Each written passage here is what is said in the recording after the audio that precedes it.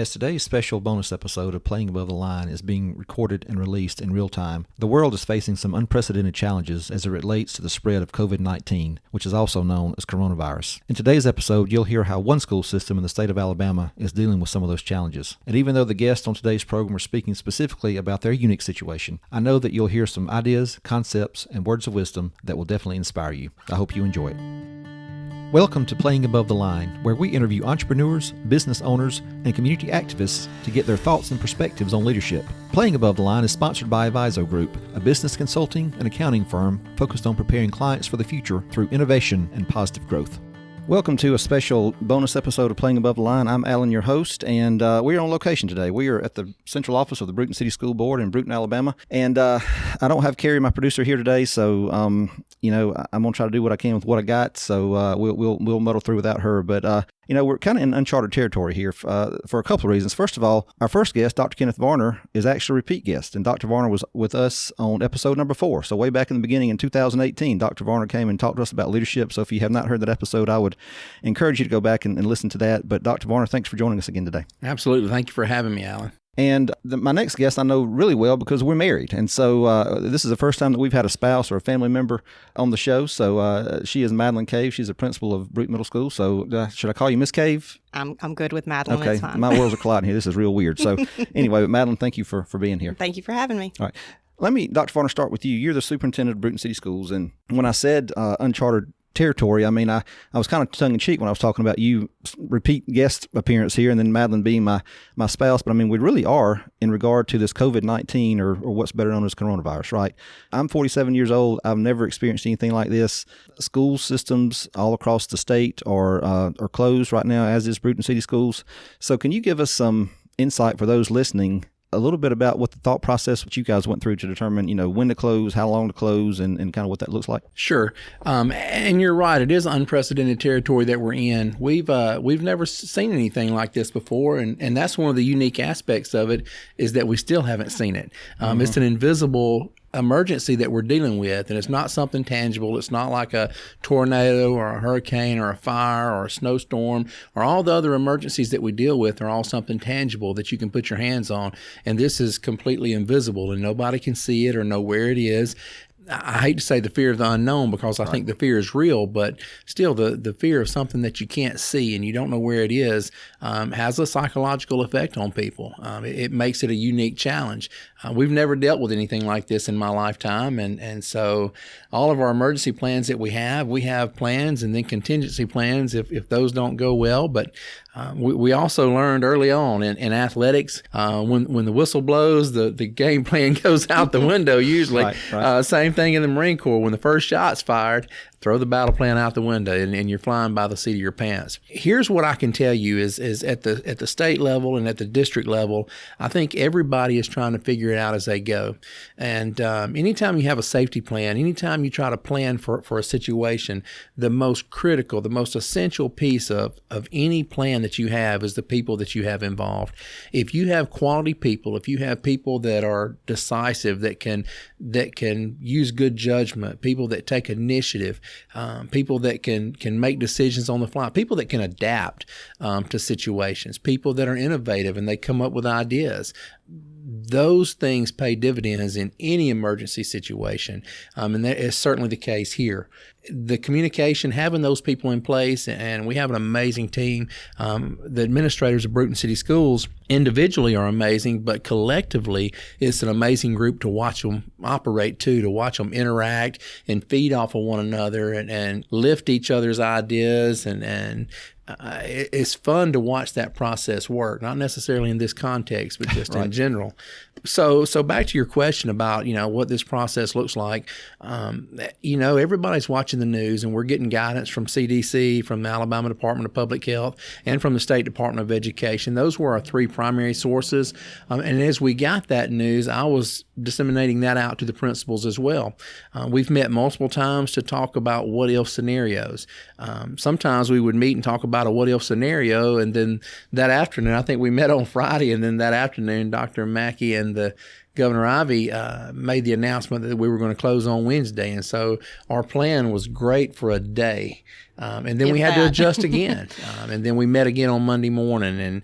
And we made the decision to close. And anytime you're dealing with emergencies, your greatest concern, your first concern is the safety of the students.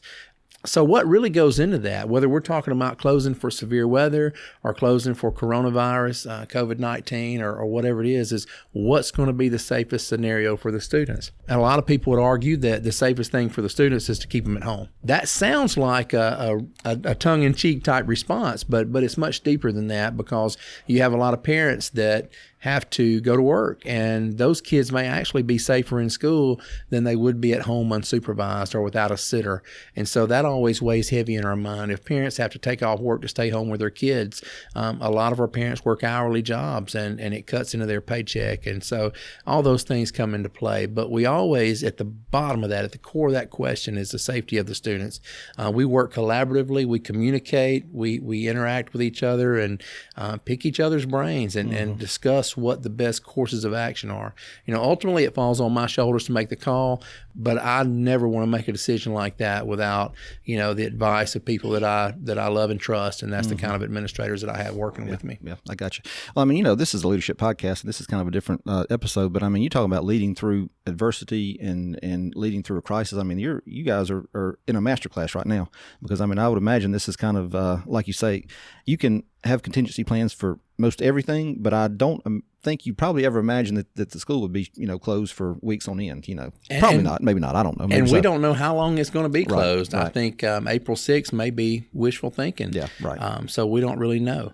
I can tell you this, again, we have great administrators. And so the leadership, not only at the district level and the team that we have here at the district level, but then the leadership that they demonstrate in the schools. I tell people all the time, anybody can hand out certificates at awards day. Anybody, you can teach a high school senior how to make out a schedule. Those are not the things that define great leaders. Anybody can do those type jobs. It's when you have a crisis, when the heavy lifting has to be done, that's when leaders rise up. And that's where our leaders really shine, is because in a time of crisis, they rise up and they can take plans that may be very rough, and they can flesh them out, they can polish them up, and they can enact them. And that's a very important component, being able to enact those plans.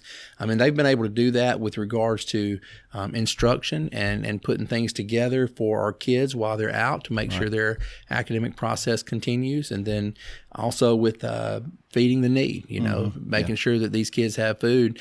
Again, quality people coming together and brainstorming ideas and putting a plan together to address that need as well. It's really fun to be a part of and watch.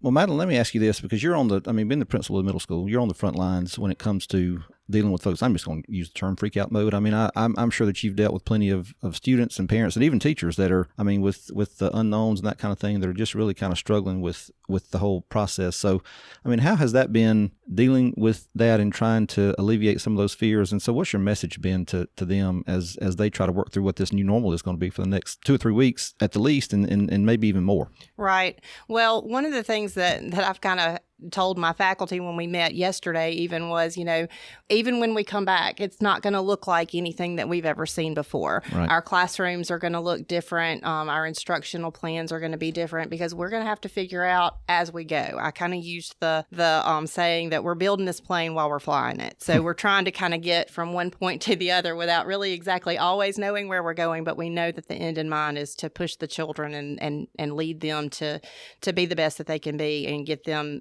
through this situation. But the biggest thing that we've just talked about is just trying not to go into panic mode ourselves. Even the teachers have their leadership with their students. Their students are looking to them for them to comfort them when they're unsure. And so, just encouraging the teachers to be real positive. And then, if they need more encouragement, I'm there for them as well. And we've just tried to keep a real positive attitude, and just they've been super flexible. They jumped in without even being asked, and, okay, can I go ahead and get some assignments together? Can we go ahead and get some things ready for these kids? What are we going to do about the ones that don't have internet? What will we do? And trying trying to come up with solutions so that they are actually part of the solution as opposed to creating new issues to deal with. So. Right. So what's that going to look like? I mean, because I know that one of the teachers, I would think, concerns are the fact that, the schools, for better or worse, are graded on academic performance in one regard with the governor's report card. So part of that is standardized testing and that kind of thing. And so they are very, I know, diligent about trying to make sure that their students do well on that. So now you're entering into a period of at least 3 weeks and maybe even more where there's no classroom instruction, but they still need to be getting those skills. So what is that looking like? I know that you're probably still in the planning stages, but how's that going to evolve, or do you see it evolving over the next 2 or 3 weeks to make sure students are able to learn while they're out? Right. That's an interesting question, and we're constantly working on the solution to that, I would say. Right now, we're just trying to give them the opportunity to stay fresh. We've gotten a media center book in almost every child's hand. If they were at school on Friday and Monday, they went home with a media center book. I know the elementary school did the same. I think the high school did the same. Tried to get review skills and things that they would be doing to prepare should we, the same way that we would prepare them for an assessment that we were going to be giving. And, of course, my teachers went into, like you said, freak out mode. We're in the season of standardized testing, and they do take that very seriously in Brewton City Schools because we do perform so well. And so they are concerned about what that means, not only for the testing, but for the students. It's always about the kids and, how is this going to impact them? Test scores are a snapshot, right? But our kids are every day. And so the teachers just are trying to, do what they can. One thing that they were really positive about, though, is, the fact that we do have social media and they still want to be a presence for those students. So, putting a picture of themselves on there with a message to the kids or video and a quick, hey, I miss you, we're here for you, just to let them know I'm still thinking about you. I'm still in your life. Yeah. And so I love the analogy, building the plane while you're flying it. There are so many unanswered questions that we have. How is this going to affect scholarships? How is this going to affect top 10 and valedictorian and salutatorian? And we don't have a plan that lays out how all that's going to look, and that's okay. But I think what's important, and Madelyn alluded to this, our teachers are saying, well, what can I do? How can I? It's a can attitude, not a can't attitude. That's right. There's a lot of things we can't do. We can't mimic classroom instruction in packets that we send home, and it's just not possible. But if you focus on what you can't do, you tend to have a victim complex because it's things that are outside of your control. If you focus on what you can do, it's very empowering. And I think our teachers feel very empowered right now because they have focused on what they can do, not on what they can't do. Yes, they don't have a victim mindset. They have an empowered mindset, focusing hard on what they can do and pushing forward with that. Will there be problems? Absolutely. Sure. Are we going to make mistakes? Yes. Or is it going to be a struggle in some cases with some kids because of their lack of drive or lack of digital resources? Sure. Yeah. And those are things we're going to have to overcome. But we're focusing on what we can do. That's right. And Barry Woods, the principal at the elementary school, he says this all the time. It's one of his leadership philosophies. If you don't know what to do, if you're not sure what to do something, right? That's right. And our people are doing something, and they're doing a great job of that. So let me ask you this, because it's something that I wonder myself. I know that technology is a big part of what the kids do in school today, but obviously outside of school, a lot of kids, the majority, most of, whatever that number is, don't have access to technology, whether it be laptops or computers or the internet or whatever. So what are you allowed to do as far as, you mentioned sending work packets home, what are you allowed to do as far as requiring kids to complete those assignments versus not? Does it have a bearing on whether it utilizes technology that they would have access to? What makes that decision as far as what you can require them to do and not require them to do when they're at home? Sure. One of the things we're doing this week is we're surveying our students, and not just a survey where we hope to get a percentage of response, but we're making sure we talk to every single student in our district and find out who has a computer at home with internet access. We want to know what the capacity is for that at home. But also when you talk about going to a digital type of instruction, it's a challenge. You can't go from 0 to 60 instantaneously. Right. Having come from a district where we had a one-to-one initiative, it was, I understand the things that go into that make it difficult to just go from not being a one-to-one school to trying to be a one-to-one school. there are things that are hurdles, policies about issuing Chromebooks or iPads or whatever you're going to use, who's responsible, what's the financial responsibility there if they're lost or damaged.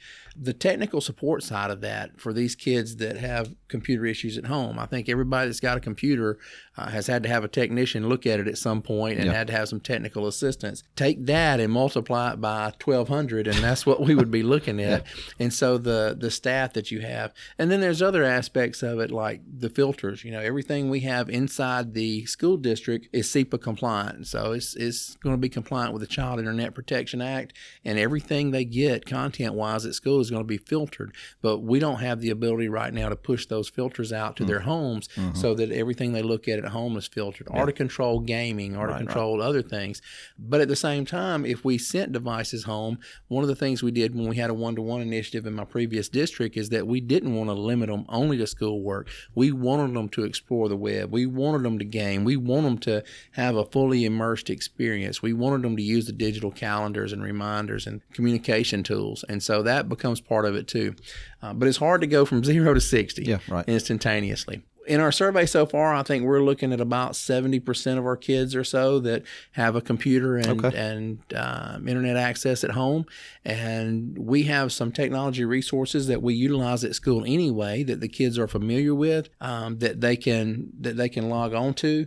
And it's probably better to let Madelyn talk about one of them that she uses. She's more familiar with it than I am, but they can continue some of the work that they already have done at school. They can continue that at home. Madelyn, if you want to jump in. That's right. A lot of the classrooms are already set up with doing different assignments and lessons through different platforms such as Google Classroom.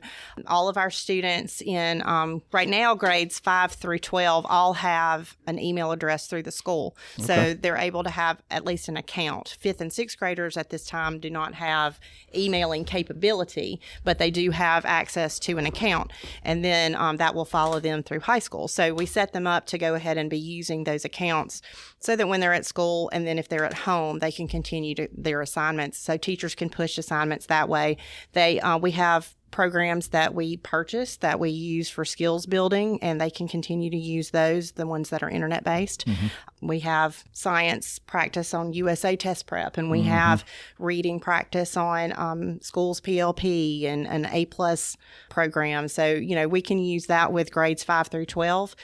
And the elementary school, they're using, I can't remember their platform, but they use an education supplement. So these are things when we're in our instructional mode, they're supplements. And while that's not the main mode of education, should a student need to have access to more instruction, again, not the same quality as your teacher, but going to make sure that they're using, getting those skills that they need.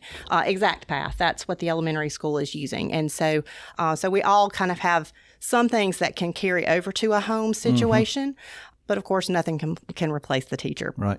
Well, I've seen some activity on social media here locally with parents and you and teachers even sharing some websites and that kind of thing that can allow kids to stay active as far as making sure their brains, don't go to mush as they're not in school. That's right. Can you give a couple of those resources? I know you just mentioned some that you use internally, but I mean just others that other folks in the community or the state or the country might be able to use. Lots of companies have really stepped it up and are offering some free resources. I know Scholastic is a great resource that we've used, but they've opened up some things that I think normally we would maybe had to have a subscription to.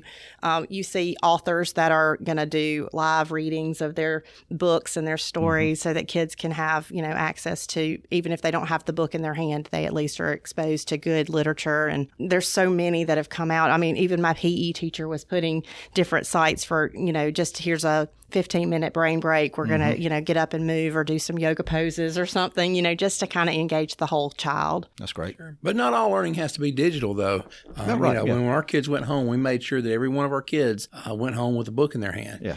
so that they have something to read while they're at home. Not every house has books in it, but we didn't want any child to be denied reading material while they're at home. So all of our kids took a book home, and we've got some great partnerships in the community services, really.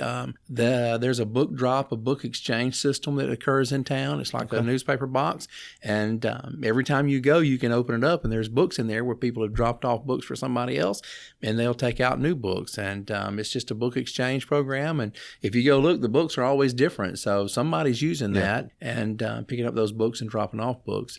And I'm sure that even if you're not in Brewton listening to this, I mean, I'm sure that there are places around the state and the country that do the same, that have the same type things. You just need to get out there and find those resources. So that's a great point. I walked in on a meeting as we were setting this up, and I want to ask you about that, because I know that you guys are not only worried about your children's educational well-being and their mental well-being, but also their physical well-being, right? And I've eaten lunch at the middle school cafeteria before, and let me tell you something, those ladies can cook. Yes, they can. And but I also know, unfortunately, that sometimes, through no fault of their own, sometimes that's the only hot meal that a child may get a day, right? Is when they're at the lunchroom eating that great school food. Well, they're not there anymore for the next 2 or 3 weeks. So I think you guys are putting in plans into plan a place to maybe supplement some of those nutritional type needs. So can you kind of talk a little bit about that? We are.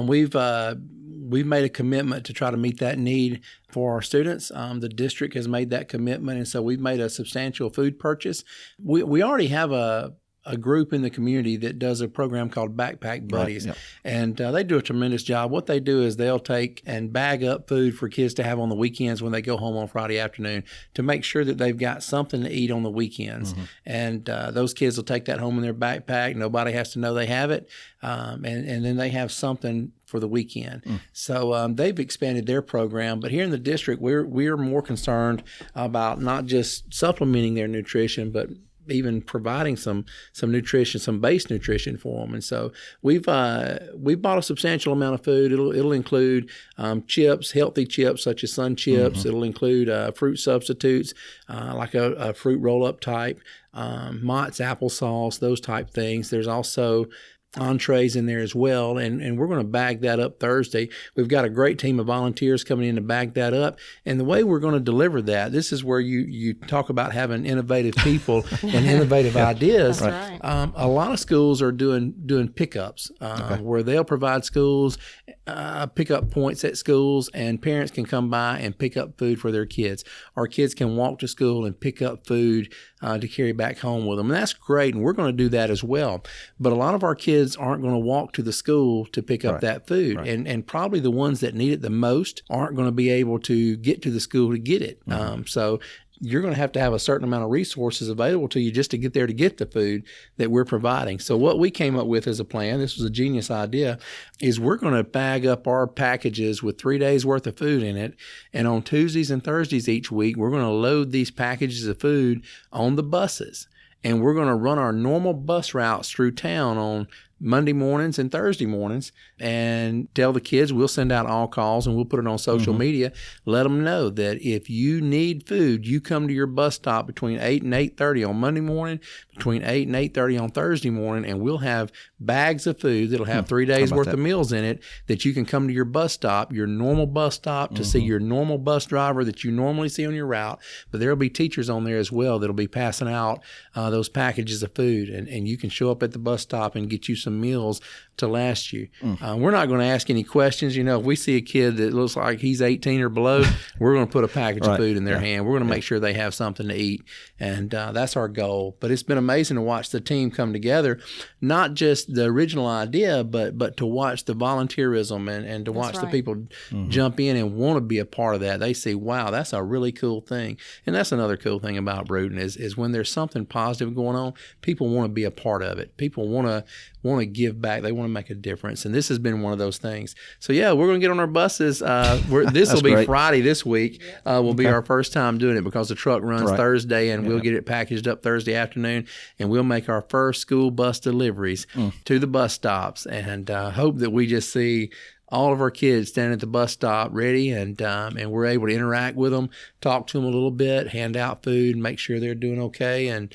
answer any questions they have as best we can, and point them in a direction if they need some other resource besides food, but make that a regular occurrence when we come back from spring break. We're excited about that. That's great. When I sent I sent a remind message to my teachers to let them know that we are working on something through the system to make sure that we can get some food deliveries to students, and I just wanted them to kind of have a heads up. And then I sent to a specific group. I'll kind of roll it out in different groups and asked which of them could be there to help us with that.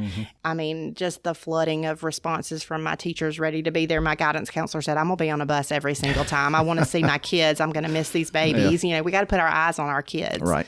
Well, I mean, talking about innovative solution to a big problem, that is certainly one. So I can appreciate that. So let's just look down the road a little bit. You know, we're going to get through this thing at some point. I mean, we don't know when, but when we do, I know you guys are working to make sure that when the students come back to school, that they come back to a clean, disinfected, sanitized school. So talk a little bit about that as far as the facilities and the challenge in maintaining those during this time when I know they're kind of on lockdown and no one's really, you know, allowed to go back in the building. So, but what are you guys doing to make sure that when folks do come back that they're clean and ready to go? Just trying to make sure that we have a clean facility. I think the cleaning crew that comes in and does our night cleaning, we've discussed with them what we need done extra beyond what is normally done. Of course, over the next few weeks, we won't have students in school, so cleaning the bathrooms won't be an issue.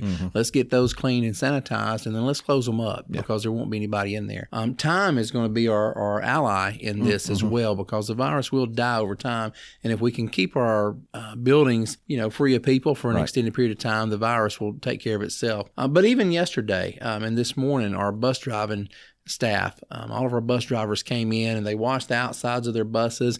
They sanitized the seats, the handle going up into the bus, the pull handles, the handrails, to make sure that these buses are sanitized and make sure when we do these deliveries on Friday that we're doing that on a sanitized bus. So that's kind of neat too.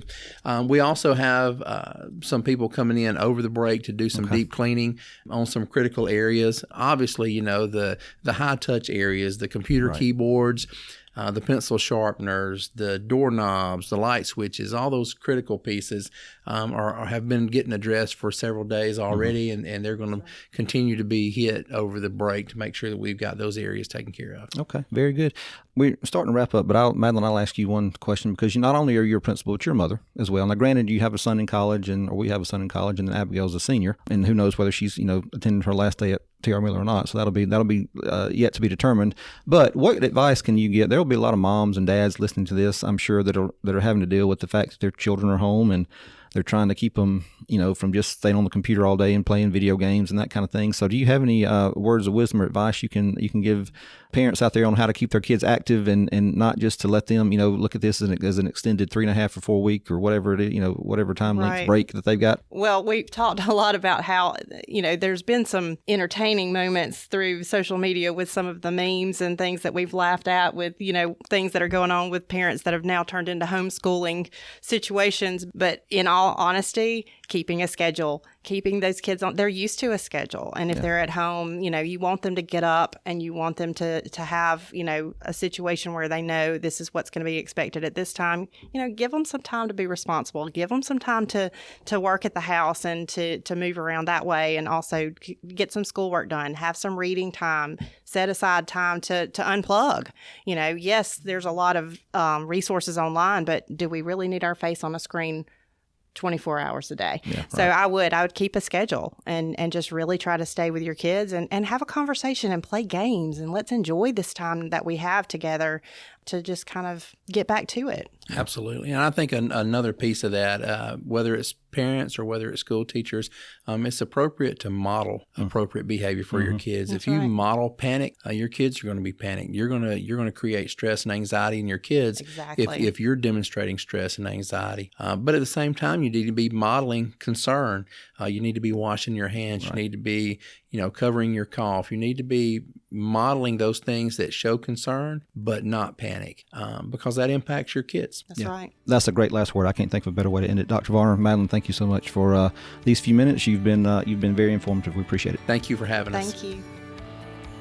We hope you enjoyed today's episode, and if you did, be sure to rate, review, and subscribe on iTunes and Spotify. It definitely helps us in the ratings, and it also makes it easier for other folks to find the podcast. As always, a big thanks to producer Carrie Wolf and editor Johnny Gwynn. Playing Above the Line is sponsored by Aviso Group. If you want to know more about who we are and what we do, you can visit our website at avisogroup.com. That's AVIZO group.com. You can also check us out on Instagram, Twitter, and Facebook. Thanks for listening.